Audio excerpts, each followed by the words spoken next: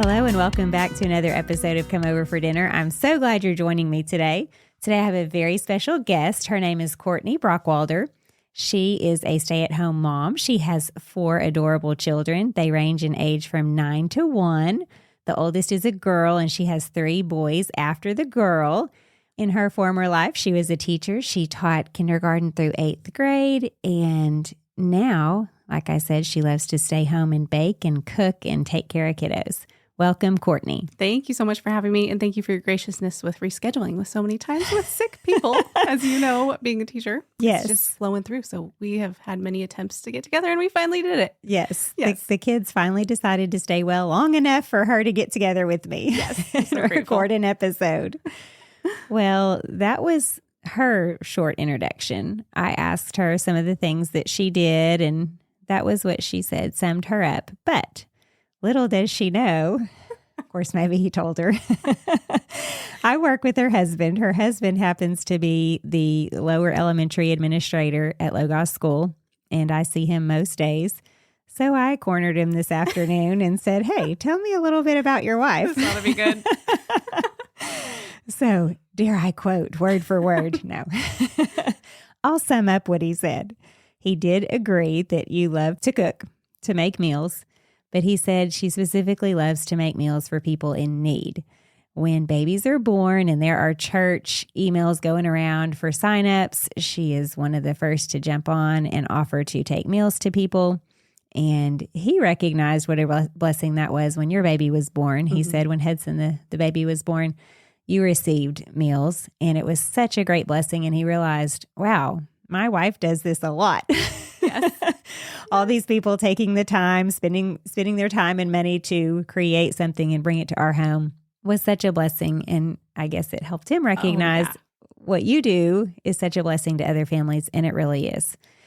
Another thing he said is that you seek ways to make people feel welcome. If you just kind of have an eye for a gift for looking around, not just staying in your own little group and not recognizing when people need to be brought in. Sweet. Who are on the outside, on the outskirts, so to speak. And he also complimented the fact that you like to learn new things. Even though you're a grown-up and very busy taking care of 4 children, you're not afraid to try things like making sourdough bread or learning how to quilt. And through it all, you're hospitable to the people in your home. That's how you start hospitality, is by loving on those in your home first. And he loves how pleasant you make your home. That was the sweetest. What a sweet man. Oh, that was really cute that you did that today. Thank you. Well, people don't brag on themselves. And that's what I told him. I'm like, she's not going to tell me anything. What do you got?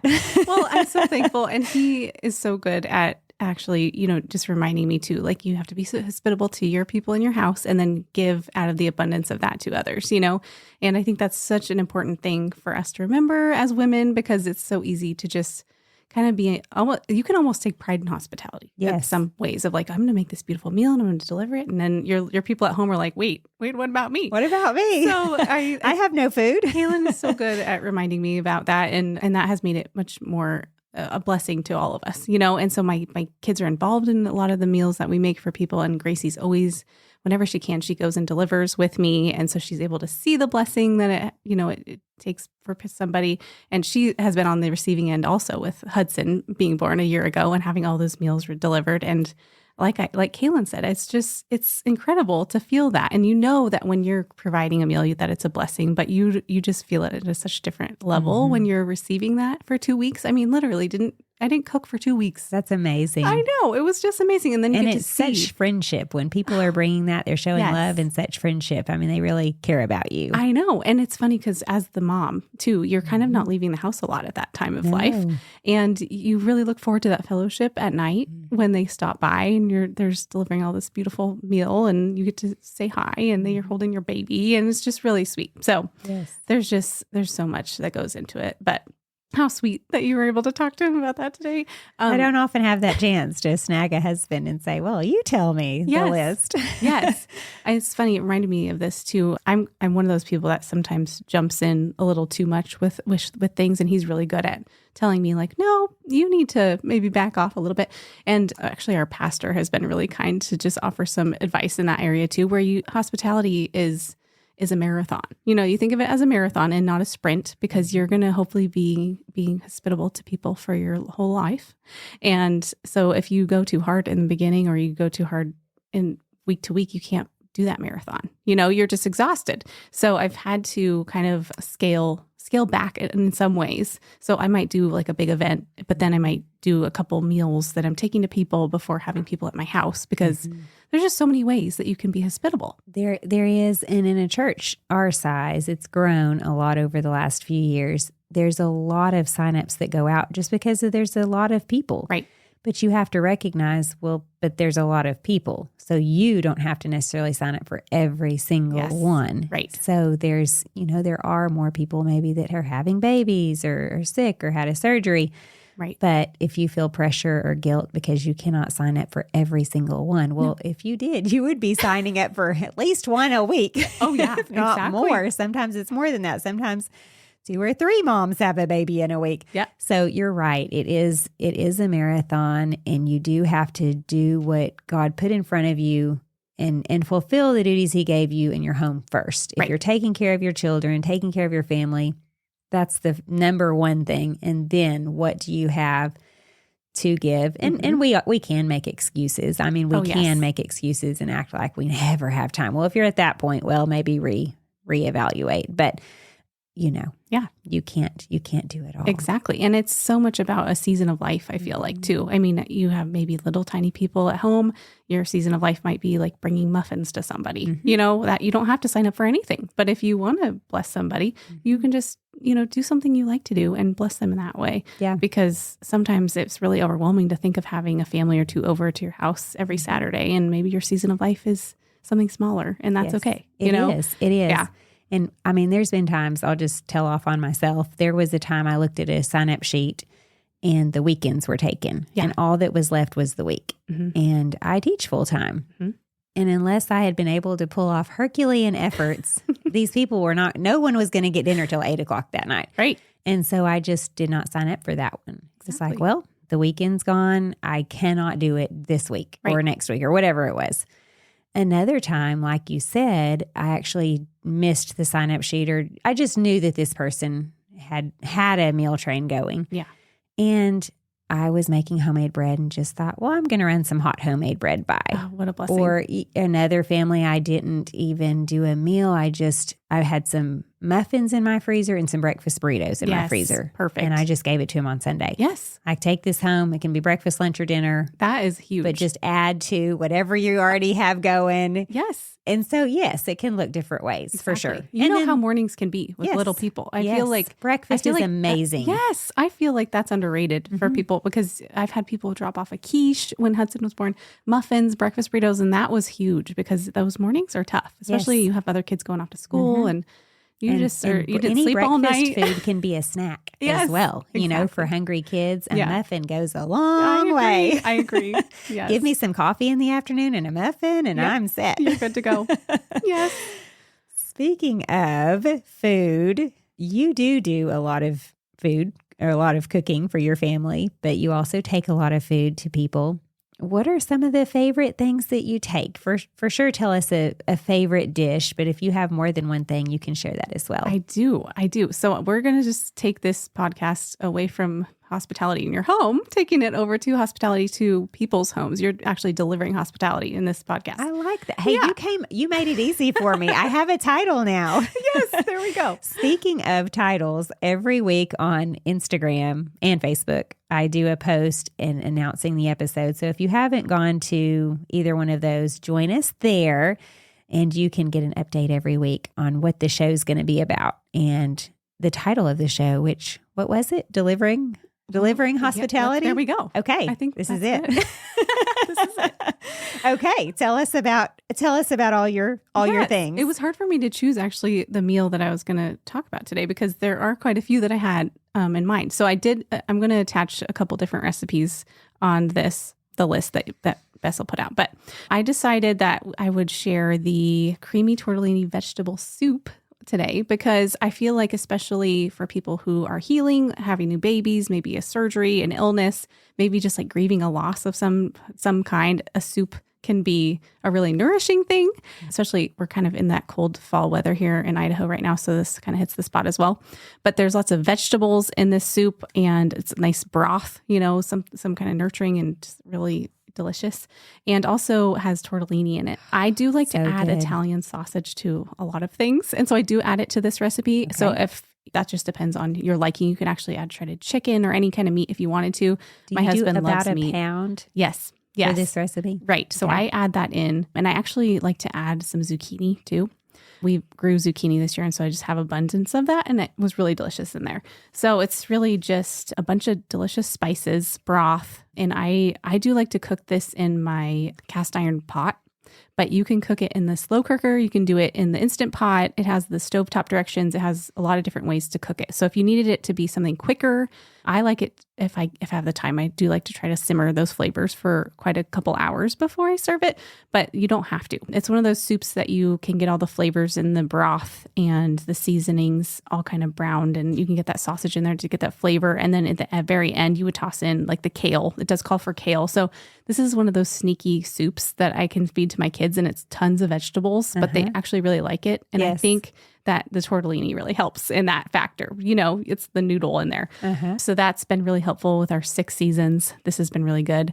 And it's been a good soup for the moms. I've got good feedback from that too. Lots of Parmesan. So we do like fresh Parmesan. And even if you did a grated Parmesan to kind of put it in there for more flavor too, because it just melts in there. Grated provolone is actually really good in there too. So I've never grated provolone. Yeah. Honestly, I've never grated provolone. Yeah. I always get the provolone slices. I know. Well, and for actually sandwiches it's hard or something. To find. But I put it in my food processor and I just ground it up. Otherwise, it becomes really sticky and kind of, so that you can get a lot of flavor out of that. Yeah, it's kind of fun. It's really You can good. add bacon in there. So it's a soup that you can just kind of toss what's in your fridge into it, and it's really delicious. This looks so good. I'm looking at the picture online, and it's something I'm going to have to put on the menu for this week. It's good. You have tomato paste, so it kind of thickens up a little bit. The cream really thickens it up. You put the kale in there, and I never actually had kale in soups until I did the half-baked harvest. This is a half-baked harvest recipe, and she uses kale in a lot of soups, and I actually really love that now. Yeah. And it's so healthy for you. It is. You can actually buy it fresh too and put it in the freezer, and it's fine. So I've done that. Have you ever used frozen kale? Just sprinkled it from the bag? No, I don't think. I've done that with spinach, but I haven't done that with kale. I just wonder what you thought about it saves you having to wash it or chop it or anything. Yeah, You just kind of dump it out of the frozen, or, out of the bag that you had in the freezer. I usually buy it fresh, but I have a hard time going through the whole thing. So I was like, I'm going to see what it does when I throw it in the freezer, and it was great. So it actually like kind of crumbles even. So it just goes right in the soup. It was good.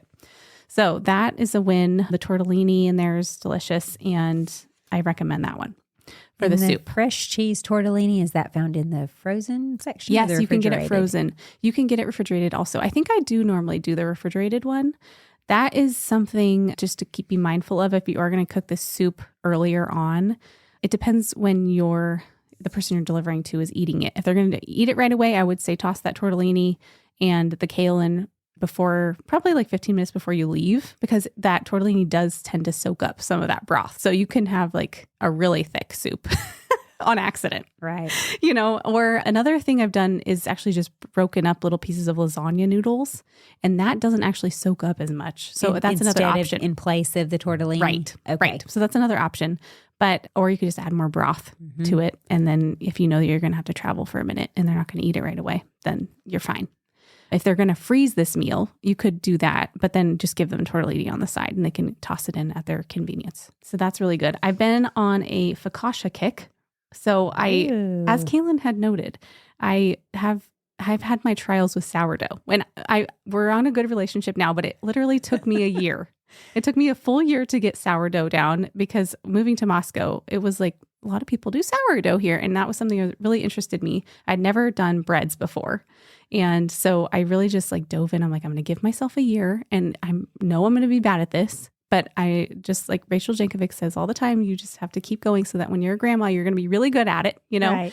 And so I just kept at it. I remember times in the kitchen where I would have just like sticky dough all over my hands, like almost in tears, because you feed It just this. wasn't coming together. No. And it's a timely thing. I mean, it takes a lot of time. You feed the sourdough the night before, and then the next day, 12 hours later, you're doing more stuff to it to cook it in 2 hours. And you're just like, this took me so long and it's sticking to everything. But my lovely husband has eaten every single loaf, even if it hasn't been great. So, He's probably just hasn't noticed. Yes. And now he's just like, this great. is homemade bread. This is good. Yes. But now you can really do a great loaf. Yes. Now we have it down. So that's really rewarding. That's very rewarding. So sometimes I just think, pick a project and just don't quit and give yourself a year with it and keep going. And then you'll just remember the recipe by your heart too. And I don't even need a recipe anymore for that. But anyway, so sourdough is something that I do a lot, but focaccia bread is something that was different for me recently, and I've kind of been on a kick with it with soups. Now, is focaccia, the one you make, focaccia bread, is that yeast-based? It is. Okay. Yes. So this does have yeast, and so it's a quick bread, which I really like. So you don't have to think, the day before if you need to cook it or not. It says 95 minutes complete. So that is from start to finish, even with the rising times. So even if you're in the afternoon, starting at noon or 2, you can still have focaccia bread ready for somebody to deliver by the time that you need to deliver it. So, and oftentimes I'll make 2 pans of this. I usually like to make it in like a tin, what is it? Probably like a 9x12 pan or something. And then I deliver it just in that pan, And I'll usually make one for myself, one for the family. That's one beautiful thing too, is when you make meals for other people, you kind of tend to get your meal done a little bit earlier too, That's right. So you're really prepared and it's very well rounded. Yeah. It you had to think through double. Exactly. And it might be a little stressful at the time of cooking and like assembling and things right before dinner, but really it's great. And you feel like, okay, well, I get to go home and eat my dinner now too. Exactly. Yeah. I'm done. Yes. So the focaccia bread is just warm water. You could use sugar or honey, active yeast, flour. The olive oil is the big thing here. I like the big flaky sea salt too. That really adds a delicious kind of like a crunch at the top, and just that extra salt on the top is really yummy. And you can kind of get that anywhere. So it's the big coarse sea salt. Don't buy the one that says fine. It would say coarse. Yes. Okay. Yes. Actually, the one I think I have is like a Mediterranean. Ooh. And that one I maybe did get on Amazon. It's like more of a special, like really coarse sea salt on the top. And then I like to just drizzle the olive oil on the top, and then any seasonings you liked. So this calls for rosemary, but you can do really anything. And I like to actually even put the rosemary in the dough. And so it's incorporated throughout the actual bread too. This is a bread that can freeze really well. And so if you don't eat the whole thing, you can freeze it and then actually make sandwiches with it for your kids, even for lunches and stuff. It's really good with pesto and stuff. So where do you get fresh rosemary in the wintertime? I love fresh rosemary. I know. Have you seen Safeway has like the little... Where you mean like in the refrigerated section where you can buy for $1.99 or something like that, the package? Yes. Somebody that grew it in a hothouse or something has it there all year round? Yes. That's a good idea. Yeah. So that's where the fresh is. Because the dry just doesn't have the same flavor. It's not the same. I know. But I did hear if you toast it, like if you heat it up on the stove. The dried? Yes. It'll bring back a little bit more of the flavor. Really? So don't put oil in it though. Just kind of get the heat on there. Okay. And that will kind of bring the flavor out again. Which would be good for sprinkling. Yes. Well, yeah, because with this recipe, do you sprinkle it before it bakes or after it bakes? You do before. Okay. Yeah. Yeah. So you just sprinkle it right on there. It's kind of fun with focaccia bread because you like have to put your finger, you do all those little dabbles into the dough, and then you drizzle the olive oil and it gets in all of those little spaces, and it's really delicious. So if worse comes to worse, maybe you could sprinkle dried and that heat would bring out the flavor a bit. Yes. At least it would have the flavor, even if it's not quite as good as fresh. Yes. Yes. I mean, you could do basil even. So something that's maybe a little bit more available, So I think you couldn't go wrong with any of the spices. So that, along with the soup, is really delicious. And it's kind of one of those fluffy breads that really can... it soaks up some of that broth, and it's really delicious. Let's see. What else did I put on the menu here? I have to look at what I said. Okay. So the vegetables are kind of in the soup. So you didn't really need much more. You could always do a side salad. I like a Caesar with this, probably with some like big flakes of Parmesan. We love Parmesan in our house, as you could tell. I do too. But so when I do a meal, I usually do a main, I usually do some sort of bread, maybe most of the time like a salad, or I like to do roasted carrots a lot too because they're pretty and they're really good. So with that, I'll do like an olive oil and some honey and some balsamic vinegar and some garlic probably. Sounds so delicious. Yeah, it's really good. You have to have quite a few carrots though because they do cook down. Okay. So it's just fresh carrots. I just like peel those and then I do a high heat, probably like 400 for like half an hour. Yeah. And so those are good. But if you have a soup like this full of vegetables, you don't really need it. Right. Carrots are already in that soup, I think. Exactly. So that's really nice. One hot tip that I do have actually, I told this to my friends the other day, is that I try to kind of prep my vegetables. So if you have in your fridge celery, if you have onions and you have carrots, you oftentimes are cutting all those things for one recipe, but then you might have leftovers, and they might just sit in your fridge. So you have your celery, your carrots that might just not make it to something else. So I just try to chop everything up at the same time and I throw it in a freezer bag and I put the same celery, carrots, and onions in the same freezer bag because they often call for that in every soup. Perfect. And so then it's a really quick thing. I'm Just thinking grab the myself amount you from want. yesterday from For the already work that I did. chopping Yeah, it exactly. and washing the cutting board and washing the knife. You're done. I don't know why, but it really is life-changing. Yes. I feel like, wow, okay, makes it so much easier. Yeah. And you're just adding your broth and seasonings and meat and stuff like that. So I highly recommend prepping that ahead of time if you can. Yeah. One of my big hot tips for dessert. So I try to do the bread, dessert. I'll do drinks for both adults and kids. And then if I have time, I would do some kind of like muffin or something for the morning. So for the dessert here, I'm going to include the double chocolate brownies. Now, these are kind of a famous You had me brownie. at double chocolate. I know.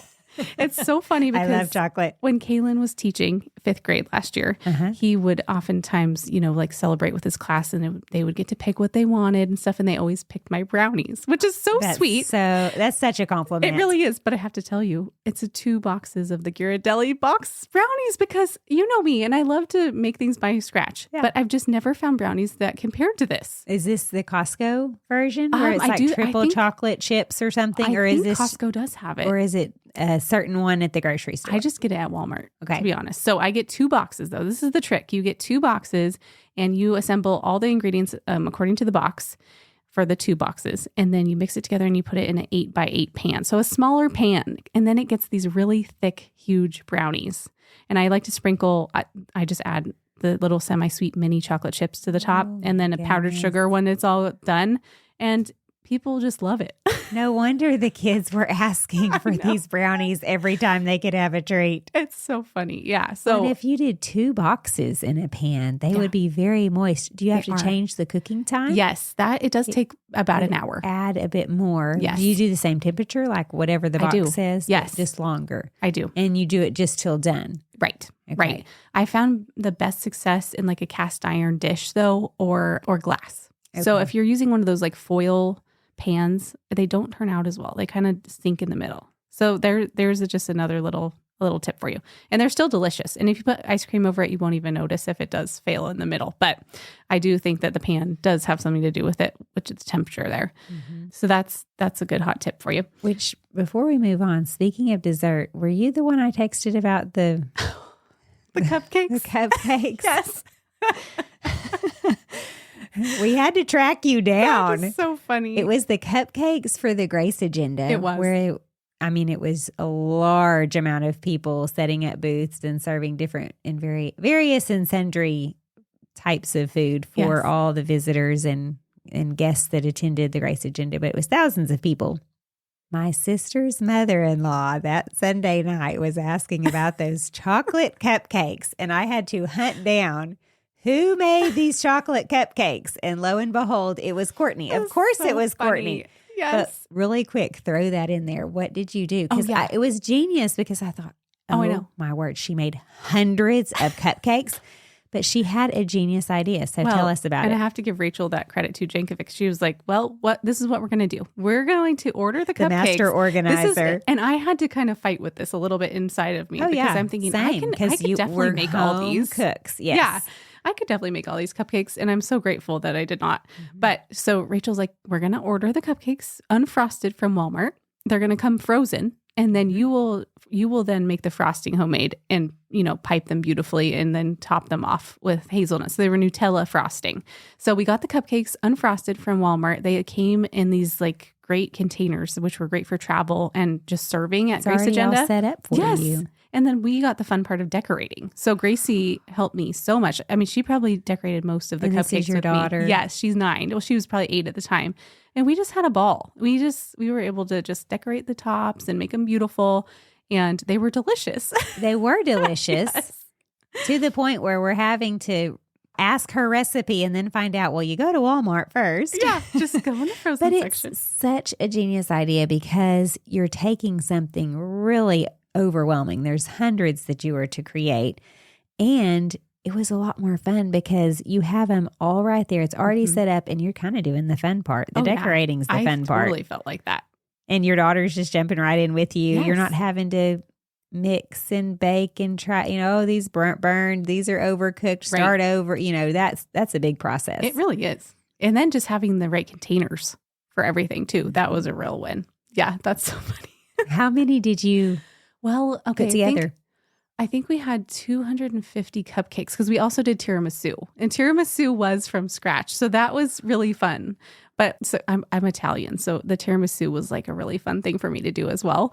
But I think the cupcakes were more of a hit. So I think next year we might just do cupcakes because it was really low stress and really fun, and everyone really loved them. Well, I'm going to have to make sure I stop by your booth. I know. They sold out they just were gone. Yes. Like people were like, oh, I'm definitely going to eat dessert first because they're going to be gone. Mistake of thinking, well, I'll circle and get food and then come back for dessert. Yeah. Oh no! If you see something you want to try, you better just grab it because it's your little bite's going to be gone later. Exactly. Here's the plug for Grace Agenda for 2024. Yes, it's a blast. Come, I know.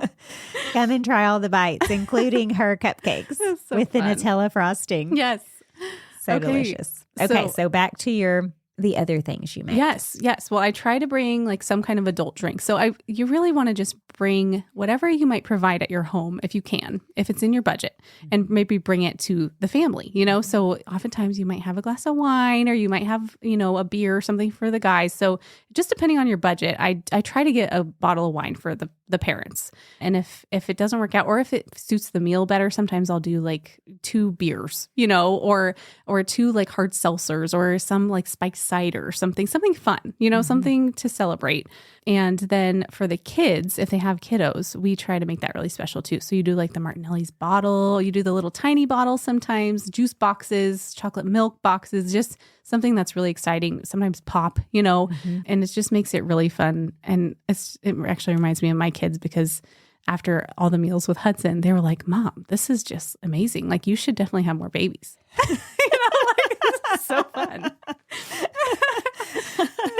Okay, Mom, next month we need this again. So juice funny. boxes all around. I think it's great that they were just so excited about it too. And I think it's so fun to see everyone's different cooking styles. Yeah. You really get to see that you get to try new things. Yeah. And, yes. Experience new recipes and discover new favorites. Yes. Okay. So that's really the main, the big meal that I provide for people. I think I like to make things pretty too. So there are different containers and papers that I might use when I actually do deliver these things. So I am including some links for Best to include there's a really adorable like little craft food container. And I think it was something like $12 for 50 of them.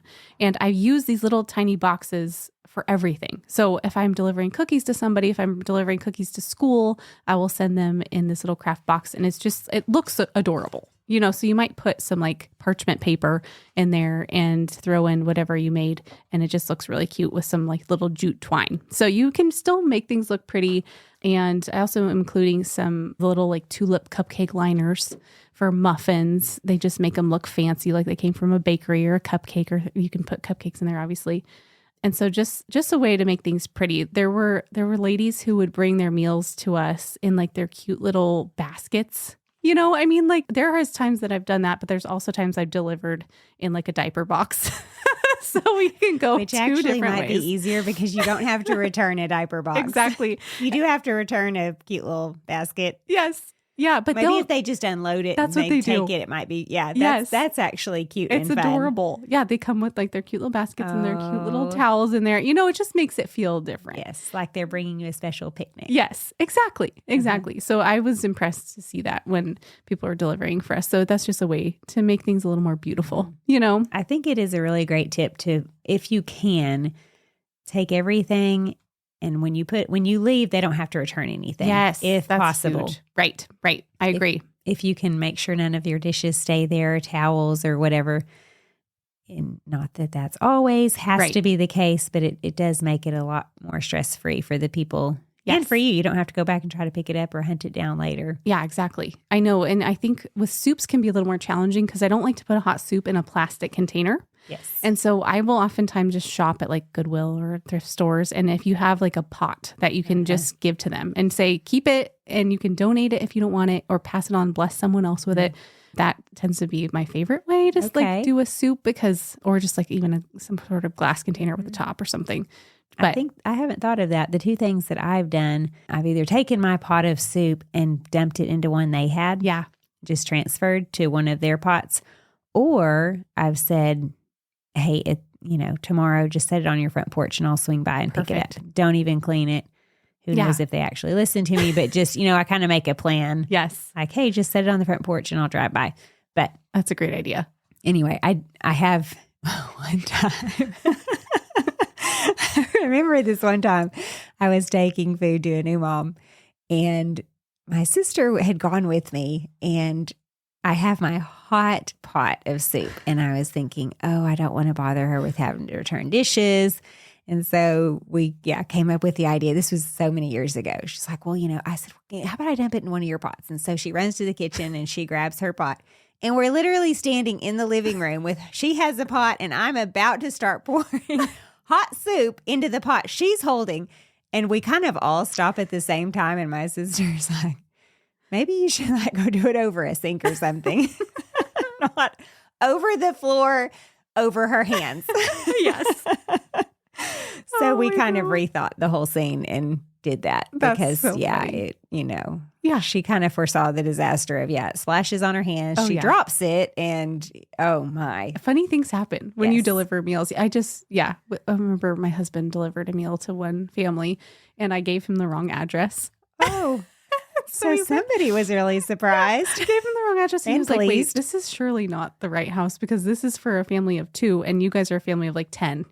This is not right. And I had gotten the wrong address from a different meal train it was a big week of meal trains for me. So I got confused. Oh, wow. And so then by the time he got to the house, it was a bumpy road that he went on. By the time he got to the house that he was supposed to deliver to, I think there was half the soup left because it was spilling out. That is the worst. Yeah. What is your tip for that? Funny. Honestly, how do you keep things from sloshing and spilling besides just having a giant pot, way too big for what you're carrying? Well, I have just been putting things in boxes. I feel like having some towels in boxes. Yeah. We have a lot of diaper boxes at the moment, and those tend to, hold a lot of things in there. And sometimes families are disappointed when it's not diapers that you're delivering. But I thought you were bringing extra diapers. I know. What about, have you used one of those crock pots that has the clamps on it? Oh, yeah. I haven't, but I guess that would work.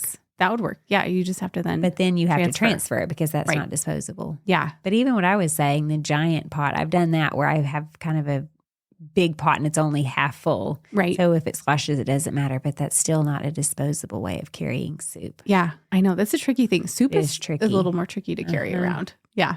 Yeah. Okay. Yeah. Let's see. Some other meals that I like that I'm going to just give you links to. I'm not going to spend too much time talking about them, but there's a baked ziti, which is really good. And that often tends to give leftovers. So it's a lot of layers of ziti.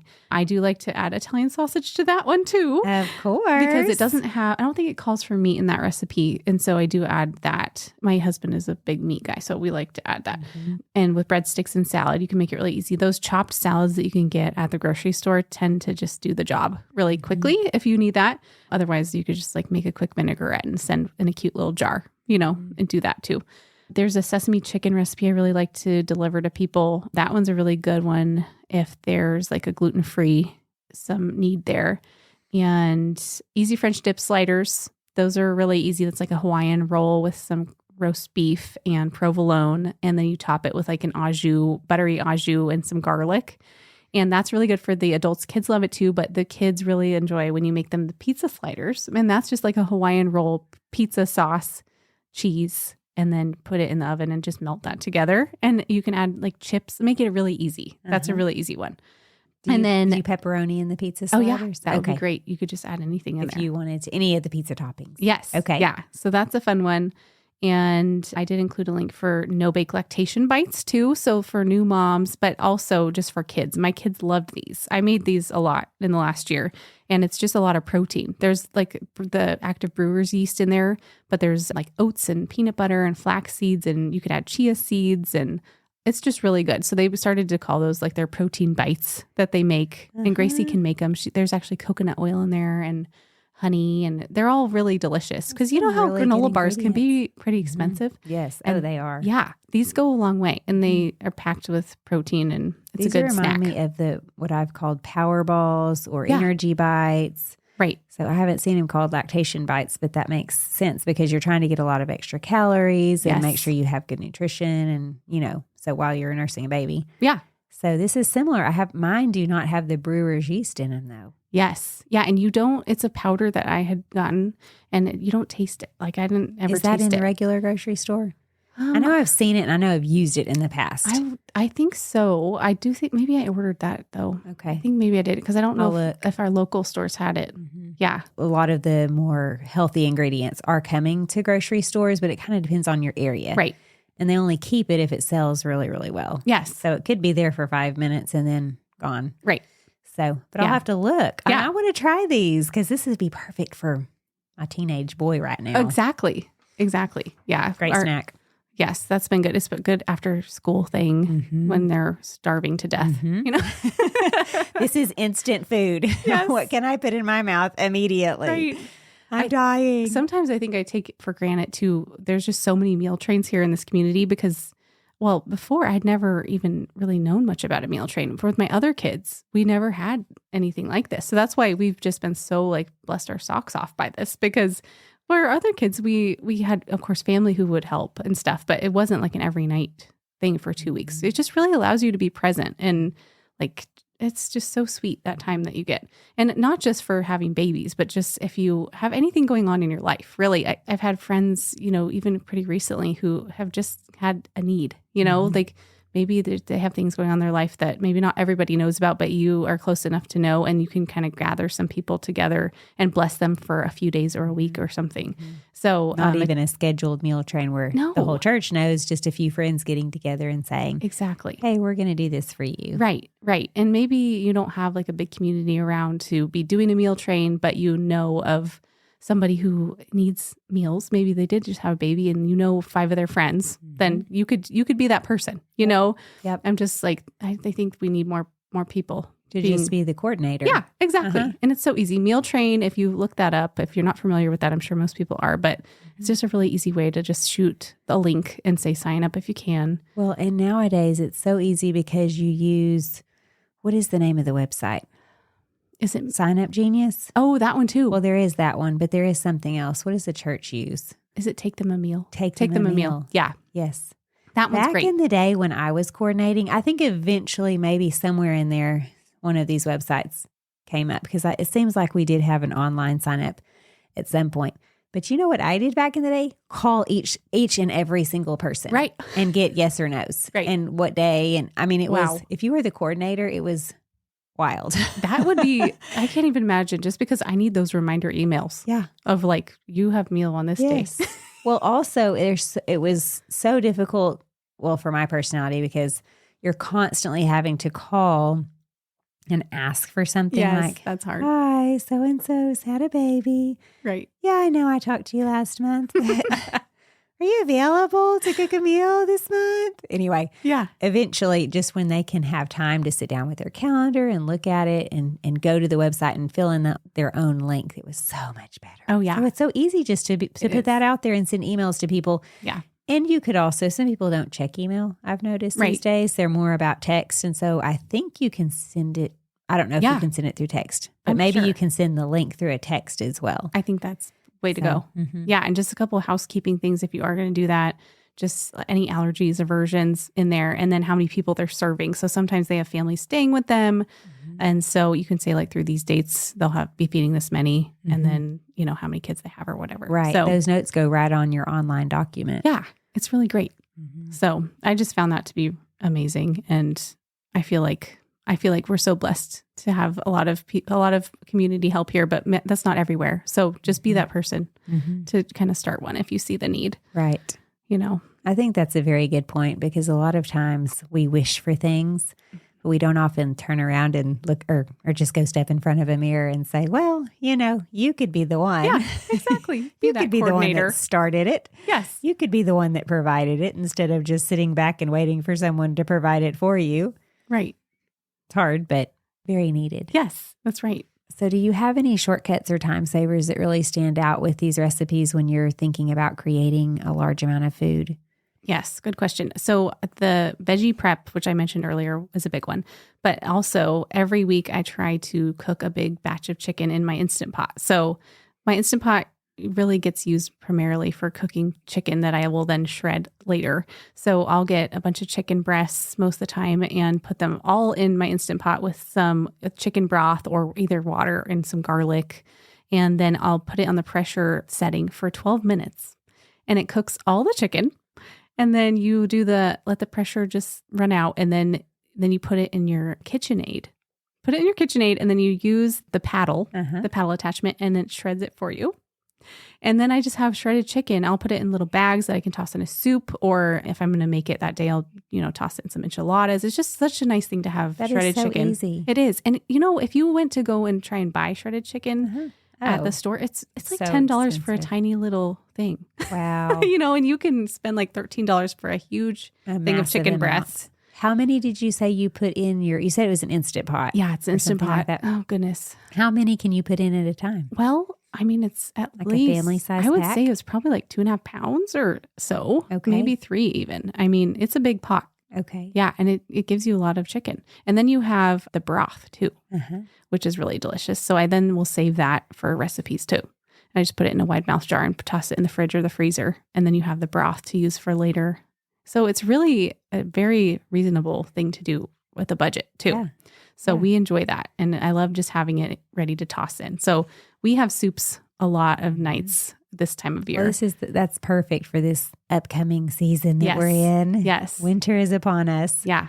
Well, and how easy is a dinner if you have the meat already cooked? Right. I mean, really, that's a large part of it, I think. Yes, me too. If I have that to just pull out of the freezer, it's almost like dinner's already cooked. Exactly. You really just That's how have to I feel. saute vegetables and get some broth going, put your meat in, and you're done. Yeah. It's so easy. I feel like my best days are those days that I have dinner kind of ready by the time the kids get home. Yeah. Because when they get home, it's homework time and it's so busy and I just want to be present with them and helping them as much as I can. So those are when I'm not having to run around in the kitchen after school. That's the best. So that really helps. Yes. Yeah. What is your best prep tip? We talked a lot about the actual meals, but do you have any particular cooking, shopping, cleaning tips when you're thinking about preparing a large amount of food? I know we talked about for you, obviously you do have people into your home, but you're taking food as well. So tell us what your best prep tips are for doing that. Yeah. I'm a planner. So I love on Thursdays are kind of my days I plan for the next week at least. So I'll do Thursday through Wednesday if I can. Of course, if you have fresh vegetables and things, you might have to stop into the store but I'd like to sit down. I like to make it an enjoyable time. I mean, this sounds romanticized, but I like to at least make myself a nice coffee. I get my planner out and I get, the computer on my phone and I just try to figure out what we're going to eat every night, what the kids' lunches are going to look like. And if I've signed up for any meals, what that will be. And then just try to do a lot of the shopping there on my phone because I do a lot of the Walmart. I do pick up or they'll deliver or whatever, but I do a lot of the shopping so I can check my cupboards and I can check my fridge on what I have. So then I'm not wasting money like that. And it's very convenient. Or you're not in the store and you're like, do I have that extra olive oil? I can't remember. Right. But if you're doing it on your phone, you can just go look. It's really great. So I tend to do that. That's kind of my system. And it's working well for us. I like to do Thursdays because I like to have fun foods through the weekend too. And sometimes on Sabbath, on Saturdays, I might go to the store that day and actually just kind of do that meal special and just maybe be a little more spontaneous with it. But it just kind of depends on what our schedule looks like that day. But that tends to be what I do. Yeah. That's a great tip. I have a funny story about Walmart delivery, just real quick while I'm thinking about it. Please share. It just happened. Well, in the Northwest, it's getting dark early now. Yes. So winter is upon us, or at least it feels like it. We're in November now at the time of this recording. I had Walmart delivery, which it did happen to be their latest time. And I always typically try to have it, right after school. But for whatever reason, I had not pressed the button and realized, I haven't pressed the buy, so it ended up being their very latest delivery, which, it was very amazing, but it's 9 to 10 p.m. or something like that. Maybe it was 8 to 9, but it was very late. I'm like, it's fine. No big deal. I'm going to be up. So I get a text, the estimated arrival is 9:25. Well, at 9:22, and I say something to my son a few minutes into it, or close to 9:25, I say something like, hey, you might want to go outside and just wave and get a motion light on. Yeah.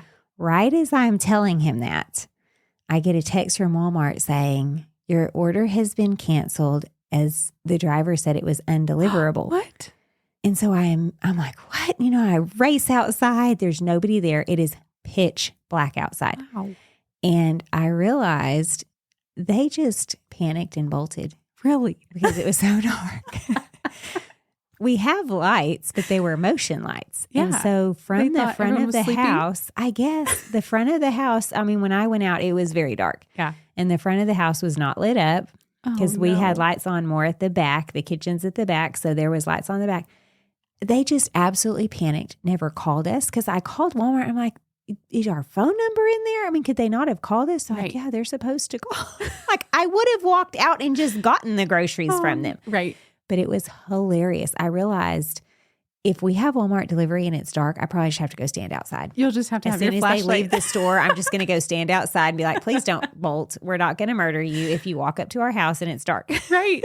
Oh, that's and also try to remember to have the light on. Yeah. Not just motion lights. Because, when the motion lights come on, it's nice. But yeah. It was hilarious. There's another good hot tip. Canceled our order because our house was dark and just sped back to the store. Yes. And we had to go pick them up the next day. Oh, no. I always wondered what happened. If they would hold them for you. Yeah. I think there's an attempt at redelivery or something, but it could be they just restock everything. You just cancel the whole thing. Yeah. In fact, I was like, can you just call the person and have them turn around and, it's already been canceled and the refrigerated items have to be assessed to see if they've been out of the cold for too long. I'm like, I don't care. Nope. Just, it's fine. It's fine. Just turn no, it's a whole process. They're already going back to the store. And I'm like, well, can I come get them? Well, at that point, I think they were closing because it was the latest delivery. Right. We're closing in 5 minutes. So we could pick them up the next day. Okay. That did not work out. It was wild. Yeah. Anyway. So that is a great tip. Yes, to shop on your phone and be able to assess your pantry and your refrigerator and kind of shop in real time and really have a good list because you've coordinated with all your menus. Yes. I do love that. I love just being able to look at different recipes too. I have a few different places I would go to. Mm-hmm. And yeah, that's been one thing. I know that in the past I've tried to write down what I've done each day on a note card and then put it in my little recipe box, and then so you could pull that another week and then just kind of do that duplicate. Mm-hmm. I got that tip from Mallory Berendrack, so there's a shout out for that one. That's a great tip. It is, because then you don't have to think about it. You don't have to recreate the wheel every week. Yeah. You can kind of circulate back a month later or 2 months later, circulate back to some menus that you used already. Right. Right. And it's just a simple little index card that you write Monday, Tuesday, Wednesday, Thursday, Friday, You use one index card for a 1 week? For a week. Yeah. Okay. So then you just pull it out and you have a week staring at you. Yes. That's a great idea. I know. That's kind of nice to take the thinking out of it sometimes. What are some of your favorite places? You said there are some places that you like to look. Do you Let's what are see. your inspiration places? Well, I feel like a lot of people always mention Half Baked Harvest, and I do love She's her good. things. And now that I've accumulated some of her ingredients, because she does have some strange ingredients that I wouldn't have often picked just naturally. So I've collected some of those, and so her recipes don't feel as daunting to me anymore. I really like budget bites because we do try to stay on a grocery budget, which is quite difficult in this time of, I feel like the price of groceries has gone up a lot. And so It has. we try to do that. Budget bites, you can see exactly how much, your recipe will cost you per serving. And they try to just make it really reasonable. And the recipes are really good. So that sesame chicken that I'm linking here is actually Budget Bites. So take a look at that. I like them. I love Sally's Baking Addiction. So she's like my go-to for any kind of baked good because I feel like everything you make in her website is just delicious. And so I love to go there. There's Smitten Kitchen that I really like too. She has a lot of good recipes. I wonder if I'm saying her name wrong. On Instagram, her name is Diane Morrissey, I think. Okay. I'll have to link her on with you too. But she has these videos. And so she doesn't even really have a website with recipes. She just has Instagram videos that gives you the recipe within, the caption. But everything she makes is really delicious too. And she does all kinds of things, not just baking. Things. No. Yeah. Okay. She does a lot of cooking, like a lot of main dishes. So I've gotten a lot of meals from her that are pretty fun too. So I'll link her. I have not heard of her. Yeah. So I'm interested to see that link. Yes. Yeah. She seems like a fun lady too. Yeah. Yeah. So it's a fun personality to watch at the same time getting tips. Exactly. That's probably my go-tos. What is your advice for showing warm hospitality to those coming to your home is normally what I ask. But for you, we're really talking about taking meals to other people. And so honestly, just doing that is showing warm hospitality.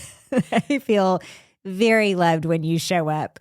But do you have any other particular things you would mention along those lines? I would just say, maybe just go a little extra if you can. Like just if you're able to make something look a little prettier, or you're just able to maybe just provide something that really blesses you too. I feel like there's so much of the meal where they're so blessed by it, but really it blesses you so much to bring it. And that's how I feel every time that I bring a meal. And I feel like Kaylin was talking about this a little bit earlier when we were talking today, that he said that it's almost like you're sharing a meal with that family too. Mm-hmm. They're not there. You're in the privacy of your home, but you still end up sharing a meal together. And oftentimes you really are eating the exact same thing, too.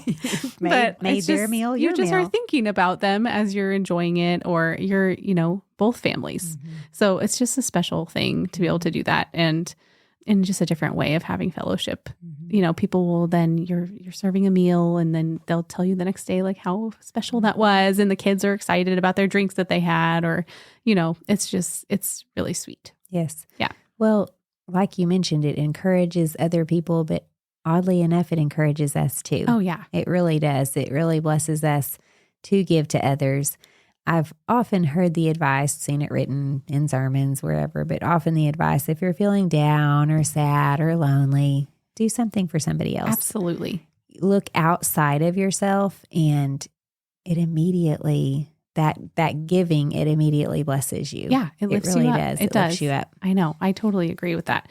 And I don't know. I just feel like even if you don't know the person, it's okay to sign up for that meal train. And I've done that a few times, and it's fun because you then connect with that person. A new person. Yeah. And maybe you won't see them for a little while, but even months down the road, they're like, oh yeah, you're the one that brought me a meal that one time when I was down, Sure. And it's just a sweet way to connect and show people that you care, Yeah. Yeah. Very good advice. What is your must-have kitchen item, and where can we find it? This one cracks me up because I knew you were going to ask this, of course, because I love your podcast and I listen to it all the time.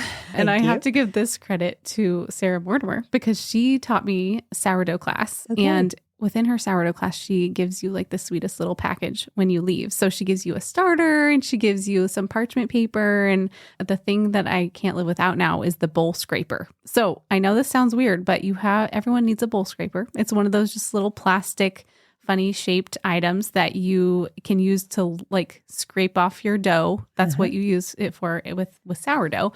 But I find that I use it in so many ways. So I keep it a bench. I have many now, and they're like I think there's a 2-pack on Amazon for like $4 or something, but you can get them at the dollar store, things like that. But I use it for cleaning my bowls, so I make a lot of bread now and I use a plastic bowl. And if you use that scraper tool, it just like peels the dough right off of there. If there's anything sticky on a pan, you just soak it in some soapy water and you use that scraper tool to really get those little bits off of the bottom.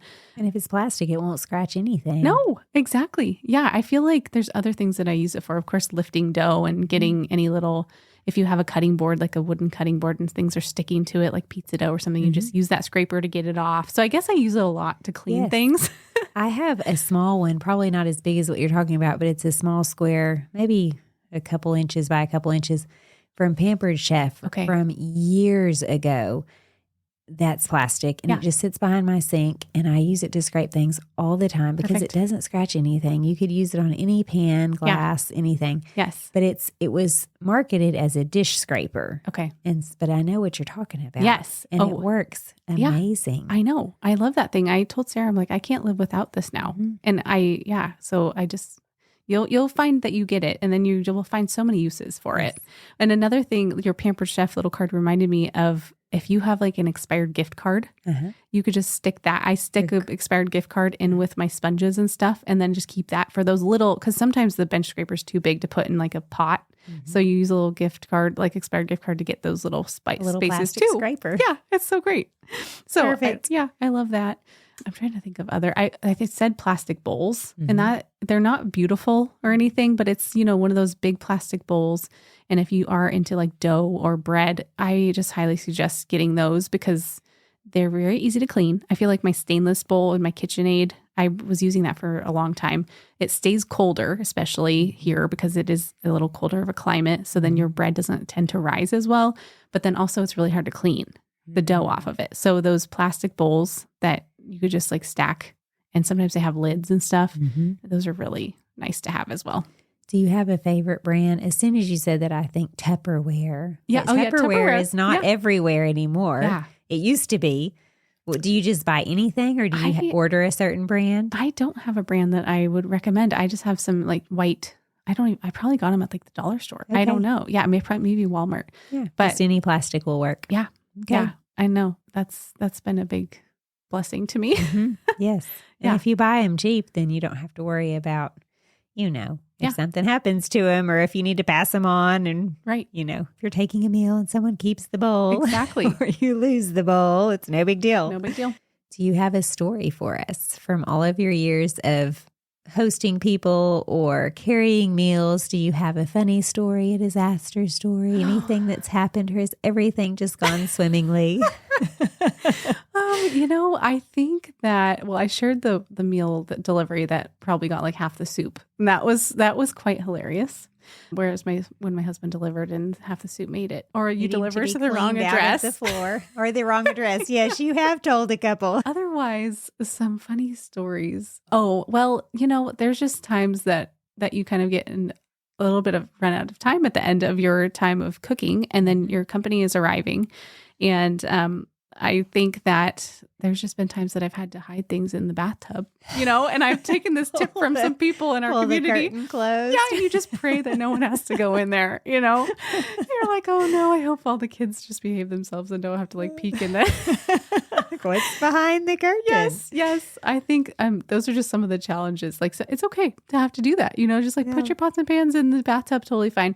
And another tip is, I think that someone has mentioned this on your podcast before, of just like, make sure that you get ready before your company arrives. So probably like set your timer for a time that you need to be ready by, because I find myself in the kitchen until the very last minute. And then you look in the mirror and you're like, wow, this is bad. This is not great. I need to run before as the doorbell's ringing, you're racing out of, to your bedroom or something. That's right. You definitely should set a timer, or make sure you go and spruce up a bit before the doorbell rings. Right. I think one thing that my kids love to do is when people are coming over to our house, they love to stand on our deck and greet people. So it makes them feel really welcome. Like, we're waiting for you. We can't wait for you to be here. And then they'll run inside. So whenever they see their car come in, they're like, Mom, they're here, The herald announcing It's so fun. The train that's coming. Yeah. And this is like for people coming to your house too, but it's always helpful for us to have the place cards, you know, letting people know where that they should sit, because I sometimes think that that can be stressful for people. Like, where do I sit? And then even who knows where you're going to sit, you know, and then you're talking to each other as a couple, like who sits where. And it's just to have that decided. And then my daughter loves to do those little name tags. And so it makes her involved as well. That's a great job for a child. Yeah. Yeah. So that's fun. I love it. Well, thank you so much for taking time out of your busy evening to join me. It's been so much fun to hear all of your tips, and I just cannot wait to create all of these recipes. There's so many great ideas here for delivering meals to people. So many great recipes. Definitely check out comeoverfordinner.com to find them all. There are links to everything there, as well as sometimes there's PDFs or things typed out. Just all depends on how the format falls under her blog post, but it will be there. So thank you again so much. That was so fun. Until next time. Bye for now.